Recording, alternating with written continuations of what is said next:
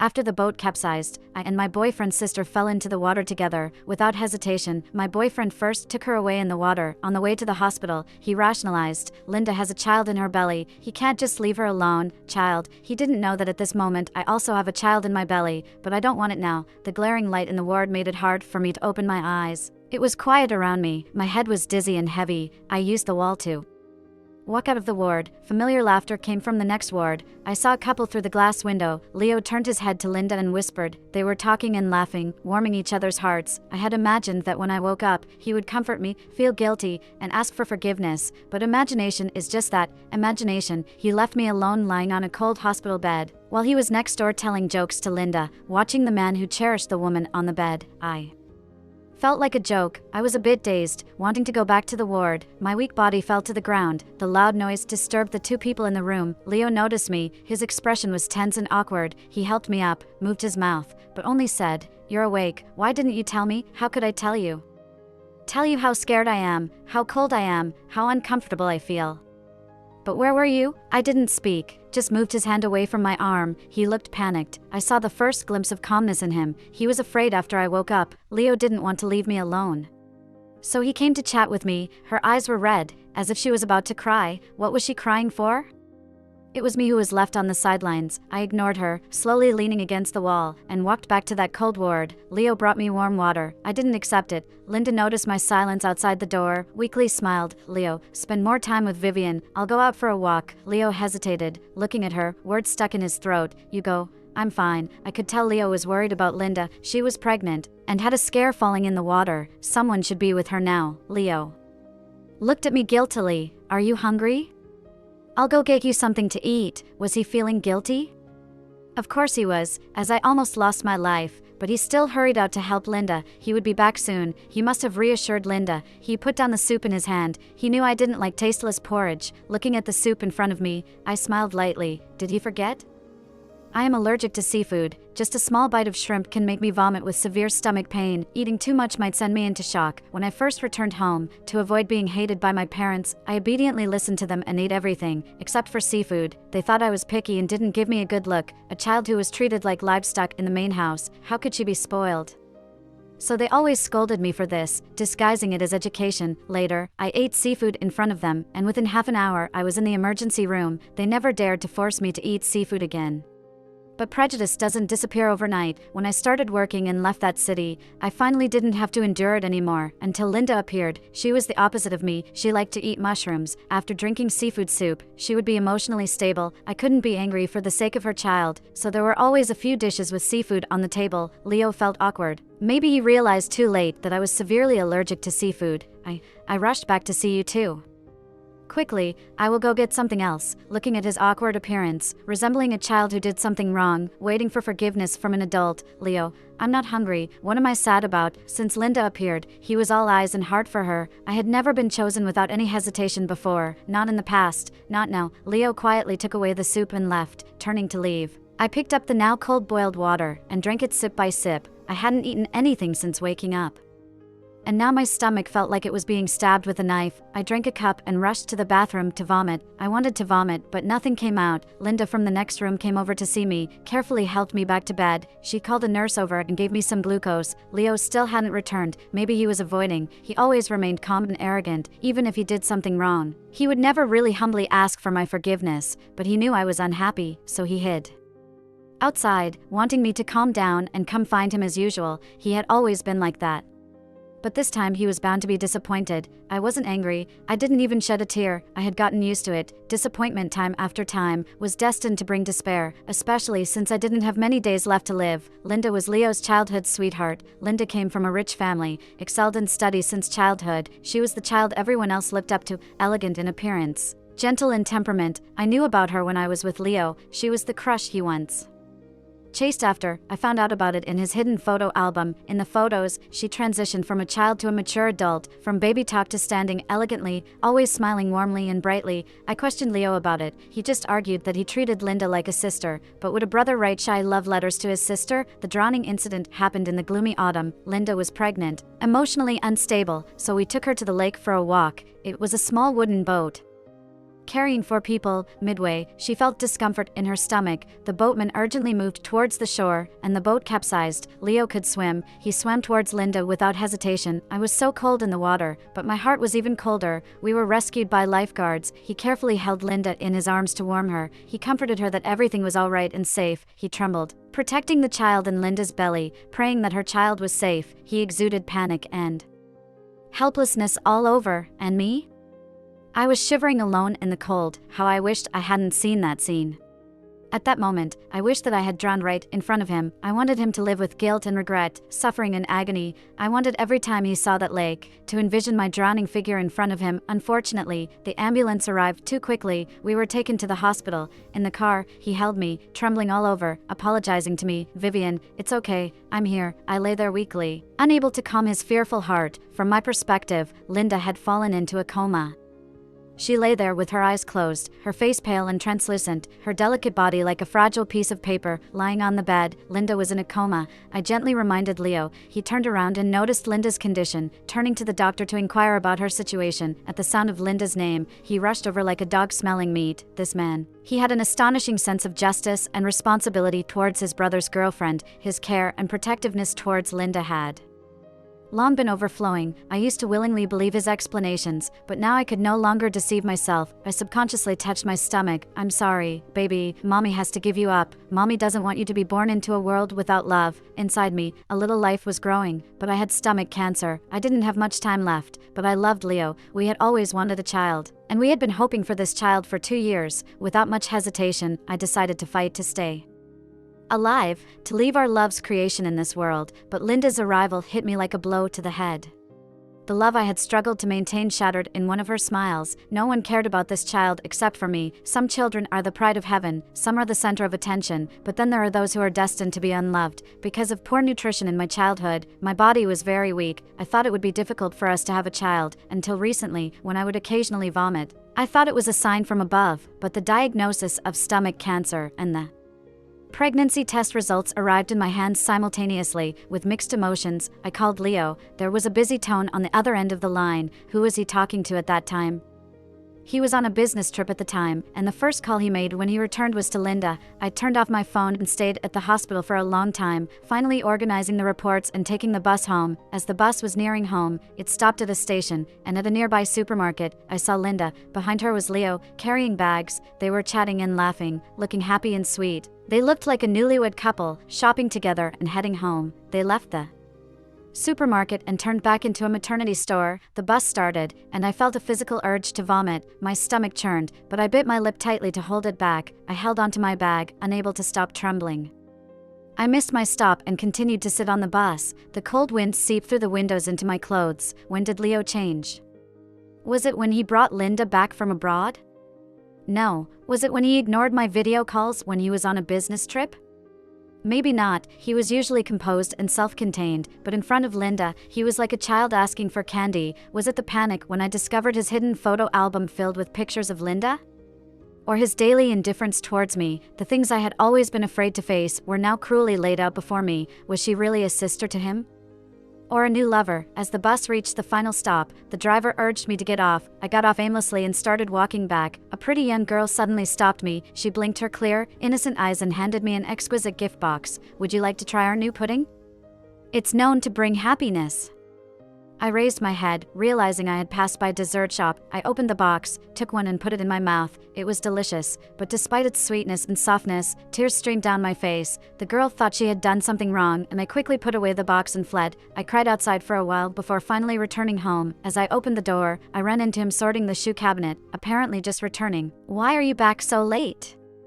"Work stuff. I quit my job," I whispered silently in my heart. He never showed much concern towards me, just wrapped his coat around me. "Winter is coming, so put on more layers when you go out."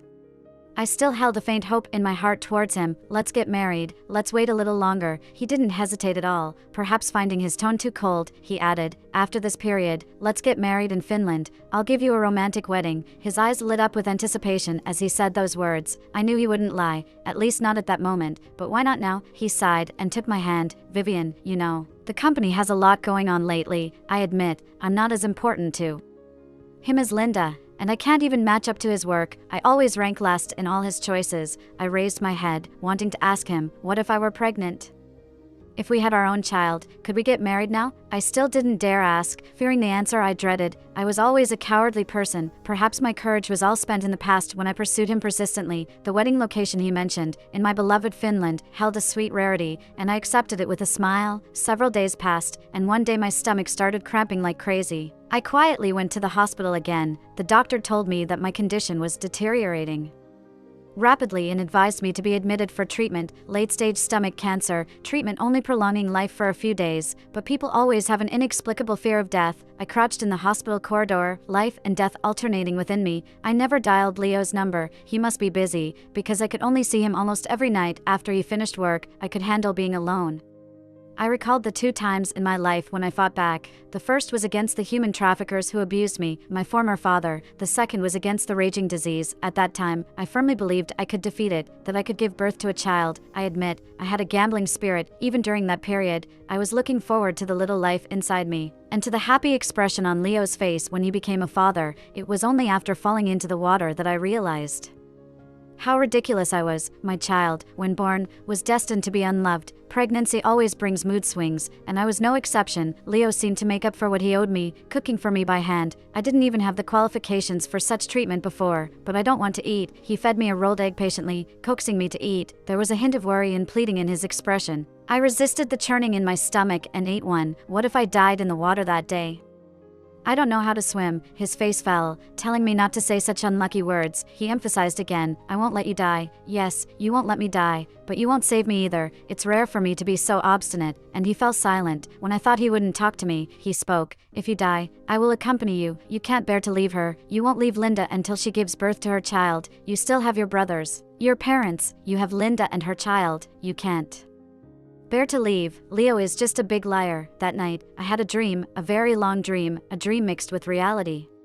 It was like watching a movie, showing me those years buried deep in my memory. It was the first time I saw Leo, such a handsome young boy, in a dog cage. Other children were crying or wetting themselves out of fear, only he remained silent in the corner. My father said he was mute. The people who came to buy ignored him, and in the end, he was abandoned in the cage. No one wanted to buy a child his age who was also mute. My father said his face was good looking, and they could chop off his limbs and put them in a large jar for performances. I told Leo what my father said, trying to scare this mute boy. He opened his mouth and asked if I wanted to leave with him. Without me, he wouldn't find a way out, he said. Like him, he was also abducted. I panicked and wanted to deny it. He said, where are the parents who treat their child like livestock?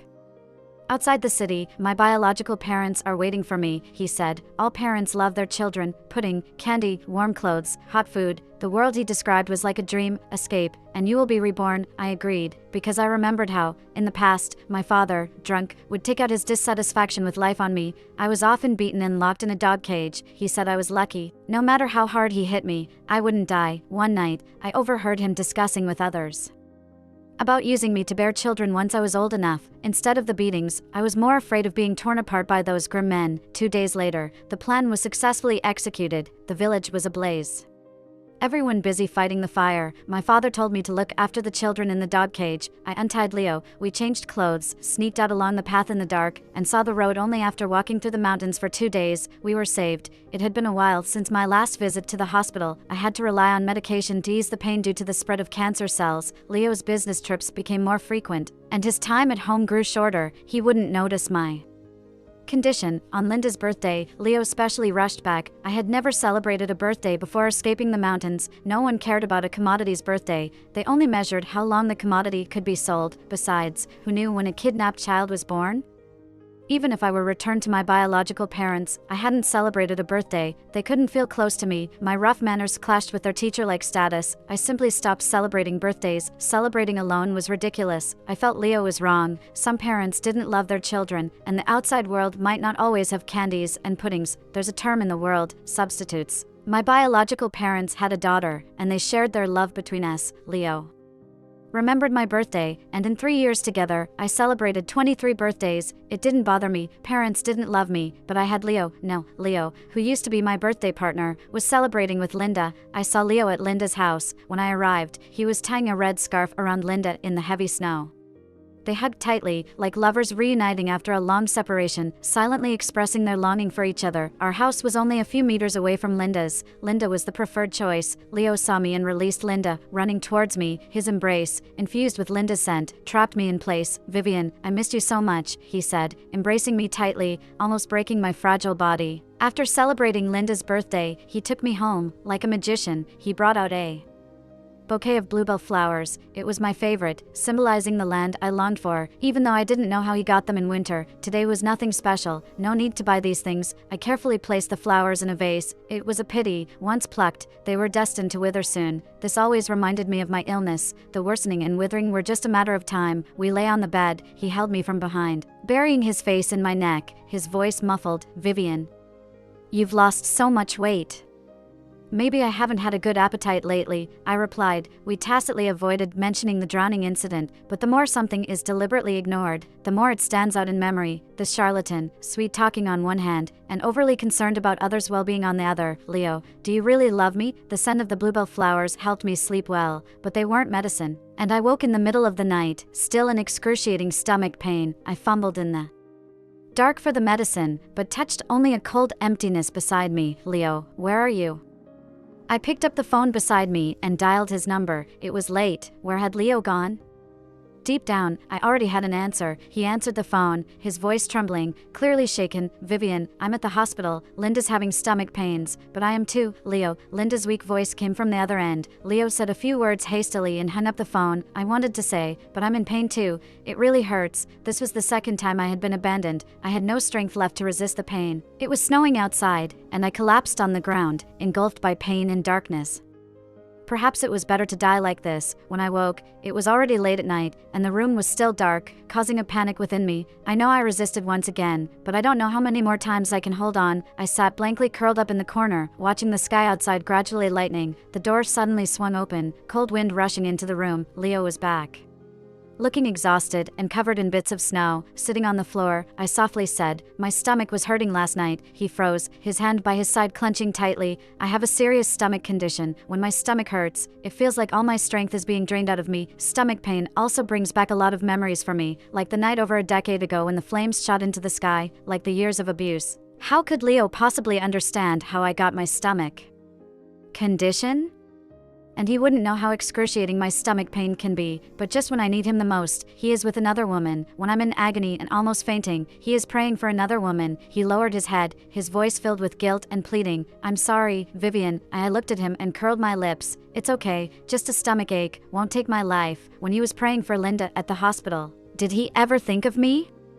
I clenched my flesh tightly, forcing myself not to ask. "Don't ask." Every time the answer is humiliating. He silently walked up to me, his icy hand lifting me back onto the bed. "Vivian, let's get married." I was stunned. "Married?" He knelt on one knee, earnestly holding my hand. I hadn't expected him to propose to me so suddenly. A few months ago, I might have been moved to tears, but now, "Leo, you are ridiculous. Did you slap me a few times and now you're trying to sweeten me up with candy?" A thought suddenly came to my mind. I wanted Leo to experience my pain and despair as well. "All right." His eyes glittered with tears. As he hugged me as if relieved, repeating my name over and over, he suddenly asked, "Do you like children?" His body froze, resting his head on my shoulder, his expression hidden from me. "Having you, Vivian, is enough for me." He knew my physical condition made it difficult for me to have children. He rarely spoke in such a cheesy manner, but in order to console me, he did. The fleeting happiness just now felt like dried leaves, crumbling at a touch. After taking care of Linda's matters, he boarded a plane again. He said we would get married when he returns. He never allowed me to see him off in the past, but this time, he unexpectedly let me accompany him to the airport. Before boarding, he put several good luck charms on me. I remembered this. We had sought them when we were first together. He had gone several times to pray for them. I teased him for being superstitious. He gave me one, but I didn't know who all those charms were for. I assumed they were for his family and friends. I waved goodbye to him at the security checkpoint. Right before going through security, he turned back to wave at me, looking like an energetic young boy. "Wait for me." I understood his words. I thought that was probably the last time I'd see his smile. "Next time we meet, we won't be so friendly." A message from him arrived on my phone. He asked me to take care of myself and visit Linda more often. I replied with an okay. When I returned home, I chose a suitable date to register our marriage. I prepared a special gift for him. Before that, I visited Leo's grandmother. The old lady always enjoyed children when she was clear-headed, and I couldn't deny her the little hope she had in her twilight years. The grandmother was showing signs of senile dementia and had been moved to a nursing home with caregivers looking after her. After explaining the situation to the caregivers, I saw the old lady. She held my hand lovingly and said the most piercing words, "Linda, make sure I see you two get married." Suddenly, she pushed me away and screamed, "You're not Linda." "Where is Linda? Where is Leo?" The caregivers quickly came to calm the emotionally excited old lady. I stood there dumbfounded, chest tight, struggling to breathe, head pounding. The old lady had been living in the nursing home. She had no idea Linda was pregnant. Leo must have brought her here before. What did Leo mean? What did they want to do? What am I to him in his eyes?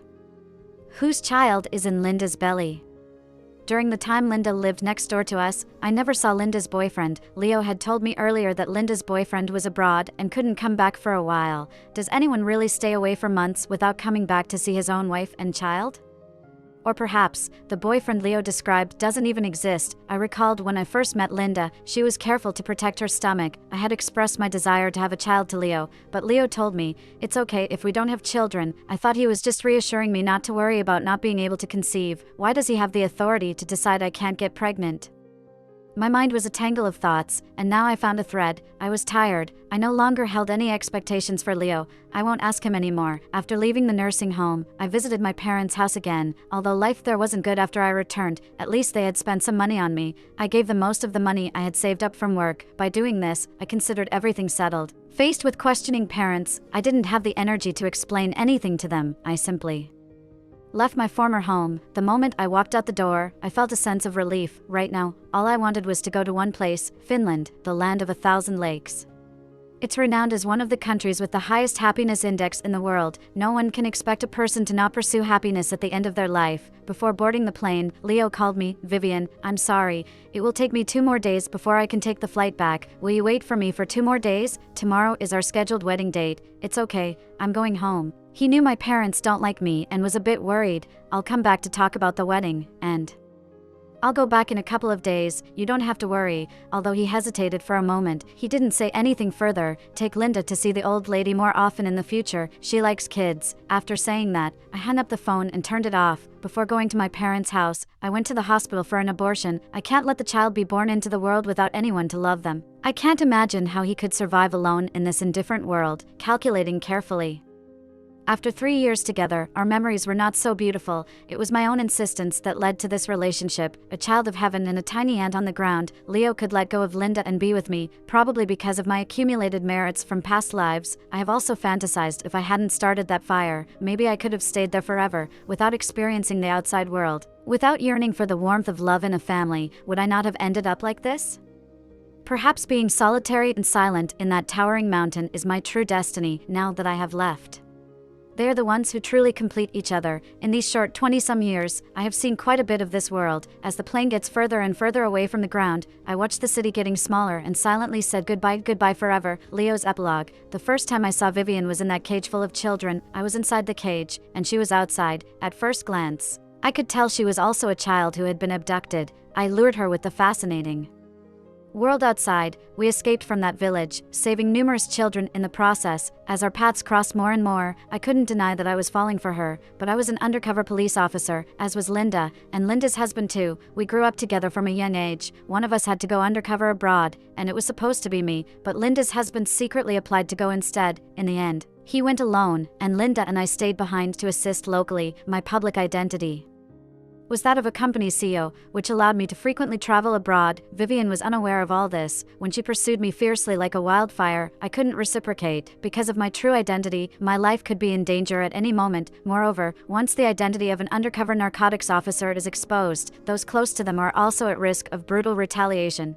I have witnessed firsthand the horrific aftermath of retaliation against police officers' family members, but her pursuit was too intense, and I also deeply loved her. We ended up being together, however. Compared to our few years of sweetness, Eric staying by the drug lord's side was in a very dangerous situation. After a data exchange, I received information about the factional fighting within the drug trafficking group where Linda's husband was. He died, but other undercover officers also gained more information from within the internal strife. I couldn't bring myself to inform Linda of this news, however. Since she was the one coordinating with me, she received the information too, before Leaving, her husband asked me to take good care of her and her unborn child in the country. Now that he's in trouble, I am very worried about Linda and her child. I brought Linda to my side to take care of her. Her emotions were very unstable, and I could only comfort her constantly. During the boat accident, I had only one thought in my mind: to save Linda and her unborn child. I couldn't face Vivian because I had broken our previous vows. I hid my inner panic and explained to her that Linda was still carrying a child. I looked at the sorrow and disappointment in her eyes, at a loss for words. I didn't know how to explain it to her. I could only hope she would understand me. In the hospital, Linda woke up first, having had a nightmare and on the verge of breaking down emotionally. I had to go to the next room to watch over her and prevent her from doing anything foolish. To calm her down, I softly told her about the funny things her husband used to do. It seemed to remind her of the sweetness they once shared, and she quickly started smiling happily. It also made me reminisce about the past. I had once pursued Linda as fervently as Vivian pursued me. I also felt regretful at one point, but as time passed, I let go of it. The foolishness of the past was locked away with those photos and love letters in an album. I met Vivian and found my lifelong love. Vivian revived the dust-covered past, and I didn't want her to misinterpret things. So I explained that I now only see Linda as a sister. I felt a bit annoyed that she brought it up later on. Vivian was understanding and didn't bring it up again. Suddenly, there was a noise outside the door, bringing me back to reality. I walked out to check. Vivian had fallen to the ground, and I rushed to help her up. I felt nervous and lost, as she must have seen everything just now. There was no sadness or blame on Vivian's face. She simply moved my hand away and went back to her room. Linda followed and said she wanted to go out for a walk, afraid that she might get into trouble alone outside. I made up an excuse to follow her out. I quickly comforted Linda's emotions and brought back a bowl of soup. I didn't know it at the time, but the soup contained seafood. Vivian's expression was so numb that it frightened me, so I quickly disposed of it and left. I reassured myself that Vivian's anger would eventually dissipate. I hoped she would give me a way out, but instead of receiving a way out, I was assigned to go abroad once again. This time, I brought back good news. Our operation had begun. The information unearthed after Linda's husband's incident was enough for us to launch our operation early, ensuring its success. As soon as I landed, I called Linda to share the good news with her. She was delighted, and upon my return, I didn't see Vivian. Instead, I went shopping with Linda and bought her many things. It wasn't until the evening that Vivian returned, looking desolate, out of the blue. Vivian proposed to marry me. I told her to wait a bit longer. The situation was urgent now. I had to wait until we finished our operation and earned enough merit to apply for retirement. I promised to give Vivian a grand wedding. By then, Linda probably had given birth. Emerging from her sorrow, as things were wrapping up, I had to frequently leave Vivian's side. On Linda's birthday, I rushed back and, following a list given to me secretly by Linda's husband before he went abroad, I presented her with a red scarf on his behalf. Linda cried when she saw the scarf, and I held her tightly, comforting her. Then I saw Vivian standing at the door. The joy of reuniting after a long absence made me embrace her tightly. I noticed she had become thinner. Her fragile body seemed like a delicate kite, ready to fall at any slight external force. Her mind was heavy. I knew that. The events of these past times had surely left scars on her heart, but it was not yet the time to confess everything. Even though she rarely contacted me now, from constantly revolving around me in the past to being silent now, I couldn't explain everything to her. During the night, I received a call from Linda. I glanced at the peacefully sleeping Vivian and hurried over. Fortunately, Linda and the children were fine, but Linda needed to stay in the hospital for observation. When Vivian called, I answered, but was called away after a few words, and I didn't get to hear what Vivian said in the end. When I returned home and saw distraught Vivian on the ground, the suppressed panic overwhelmed me. I felt like I was about to lose the girl in front of me. Without a ring prepared, I proposed to her. There was no surprise and happiness on her face as I had imagined. It didn't matter, as long as I locked her in marriage. Someday, I would confess everything to her, and she would forgive me. It didn't matter. It was all coming to an end soon. On my last departure, I thought that when I returned this time, I would be able to go to Finland with her to get married. Before leaving, I hung all the talismans on Vivian. I hoped to come back safely. If I couldn't make it back safely, these talismans must protect my Vivian for me. Vivian once laughed at me for having so many talismans, saying it was because I knew I had a mission to carry out. I was afraid of death. I didn't want to leave Vivian alone. When it was almost time to go back, there was a slight accident, and I had to return 2 days later. I called Vivian to apologize, and she told me she was at her parents' house. She told me to take Linda to visit Grandma more often in the future. I was about to continue asking when she hung up. By the time I finished my tasks and returned to the country, I never saw Vivian again. In the dim room, scattered various puddings and medicine bottles. There was a delicately packaged gift box on the cabinet in front of the bed. On top was a pregnancy diagnosis report. I was so happy I almost jumped up. wanting to tell everyone that I was going to be a dad, our long-awaited child. I never imagined that she would terminate our child. Does she hate me? Resent my actions and concealment? But she couldn't take it out on the child. She was too impulsive. I madly called her, but her phone was still off. Vivian, where did you go? Checking the date on the report, I remembered the day when Linda and I finished our call and saw her missed call but didn't call back. She was trying to tell me at that time, but me? I took away her love and time, and used more time to take care of Linda. I asked a friend to check Vivian's itinerary and learned she went to a nursing home. On the day I called her, she had taken a plane to Finland. I learned what happened that day from the nurse. The old lady knew my feelings for Linda before she got sick. I had even taken Linda to see her last time. I couldn't blame a confused old lady. I booked a ticket to Finland a few days later, deciding to go find Vivian. I wanted to explain everything to her. Linda called me, telling me the operation was successful. I didn't make it to the awards ceremony, as I received a call from the embassy. Hello, are you Vivian's family? Her body was found in Ivalo, Finland. I didn't hear what he said next. I couldn't understand. He said Vivian's body, but just a short time ago, Vivian was alive and well in front of me. This must be a hoax. Vivian loved me so much. She wouldn't leave me alone like that. Linda accompanied me to Finland, and she identified the body. Linda said, "It's her." I didn't believe it. I couldn't believe Vivian, so timid, would die alone in a foreign country. I rushed into the morgue, seeing the lifeless figure on the platform. That face was devoid of life. The entire body skinny and lifeless. I shook her, trying to wake her up, to take her home, to marry her, to give her the most romantic wedding, but the people around quickly stopped me. "Sir, let the deceased rest." Linda and I buried Vivian in Finland. I hazily went to the places she had been to, trying to find any traces she had left behind. I went to the place where we had sought talismans when we first got together. I devoutly knelt in front of the shrine, praying that the gods would guide my Vivian home. After spending several days in the city she had once stayed in, I still couldn't let go of Vivian. Before leaving, I found her stomach cancer diagnosis report in the house where we had lived for years. The floor was covered with various puddings, most of which were new products from the dessert shop. I went to that dessert shop, where a sweet girl welcomed me and recommended a hot-selling dessert known for bringing happiness. A heavy blow hit my mind, and I crouched down, unable to hold back the tears in the dessert shop. It was too late. It had been too late for a long time, ever since I said the first wait. I am such a jerk. How desperate Vivian must have been back then. How painful stomach cancer must be. I'm sorry, Vivian. I finally admit that my beloved disappeared over time in the despair I brought her. When I returned to Vivian's side, the weather was nice, and the woods around the cemetery were blooming with her favorite bluebells. She must be hiding beneath, secretly laughing at my pain. I bought a small house around the cemetery.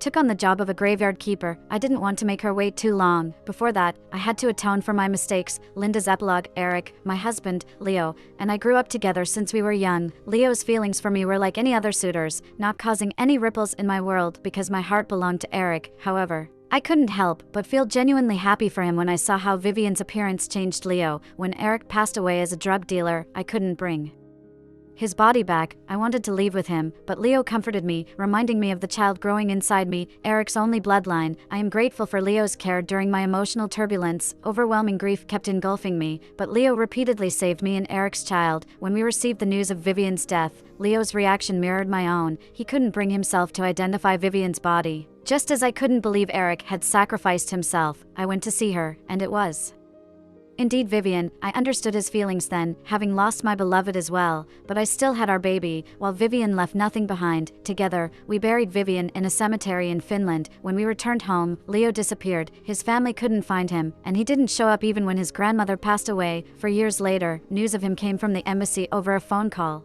I took our child to Finland. This time, it was Leo lying on the cold table instead of Vivian. His face was even more gaunt than Vivian's. The autopsy report cited lung cancer. Visiting his home, I saw the accumulation of cigarette butts, empty bottles. It was hard to imagine how he spent these years after losing Vivian. Daily, he drowned himself in smoke and alcohol, consumed by thoughts of Vivian. After cremating him, I laid Leo to rest next to Vivian. As the urn was being buried, a heavy rain poured down, perhaps Vivian's lament for Leo's passing.